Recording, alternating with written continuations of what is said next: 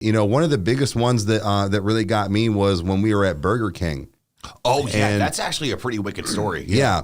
And long story short, though, guys, there's a local Burger King, and like he said earlier, a lot of the place around here is old Indian burial ground. So there was a story, actually 2 stories. One was my buddy's sister that was the manager there, and one night she was leaving, she was walking out the back door, and to the right was the hot water tank. So they checked it every night because sometimes the door from the wind and stuff would blow out the pilot light. So they always checked to make sure it was on. She was walking out the door. It was like midnight. She said there was a full-on Indian headdress chief just standing in the corner. Whew. Dude, that is, that does not just make you shit your pants, dude. Bro, she immediately called the general manager, even though it was night. She was freaking out. He came down to check anything, and he basically was just like, hey, we know this is like your place. Like, we're sorry, but like, could you please leave my, employees out of this? Please wait to come until after they're gone. Now, nothing happened after that to her. Fast forward a couple of years, that's how we found out about this story. Was we were doing an all-night cleaning after we closed on a summer night. So we were there from like 4 p.m. until like 5 a.m., 6 a.m. when the morning crew came in to start prepping. And we were just deep cleaning, doing all this stuff.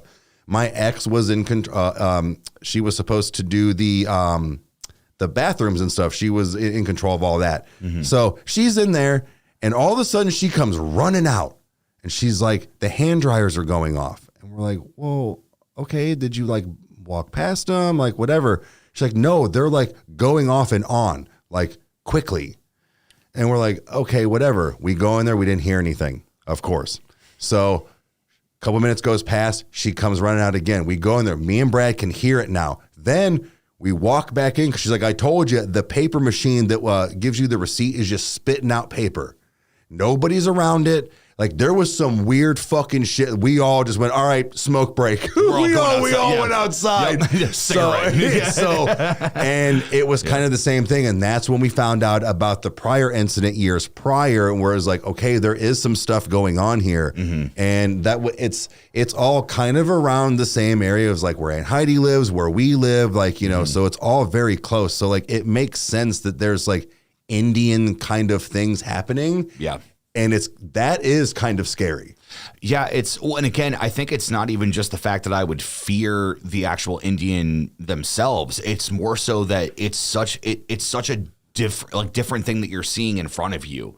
We're like, oh, I'm expecting to see, a guy with a hoodie and a ski mask, not some ripped dude that's loaded with weapons that has feathers from all of his kills. Yeah. And it's like there's something intimidating where it was kind of like, nah, dude, you're on my land. Right. It's where it's like, remember where you are. And it's like, oh God, like, I think that might have been what it was, to be honest with you. Yeah. And that's the thing too, is that, a lot of times, these spirits and things, I feel like they know they have a lot of power, but they don't use it. And that's what intrigues me. Again, like, why don't you? Why is it that you just fuck with people like this? So yeah, it's a whole thing for me.